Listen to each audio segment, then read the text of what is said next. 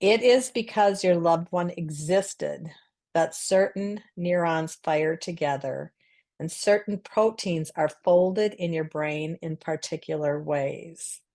Mm.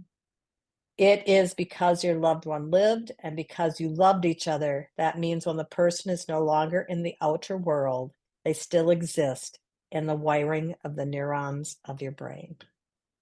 Mm. The grief does not go away. And each of Mm. these relationships have different ways of the grief being within us and showing and the grieving showing up. That's an interesting passage to reflect on because, like you mentioned, even when they're not here in our external world, they still have such an imprint, within our memory, but like literally And in our brain, within that, those neural pathways the that we have, like, physiology, right? It's not yeah, just emotional, there's a right. physical. Yeah.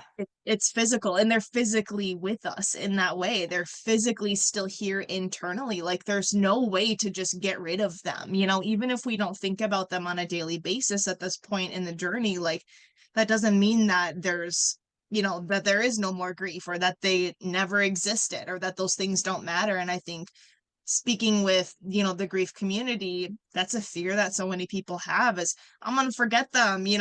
I What happens when I go out into my life and they're not here for all of these things? But I think reframing that and feeling the grief when they are not here for these big milestones, that we do wish they were here, that's totally valid.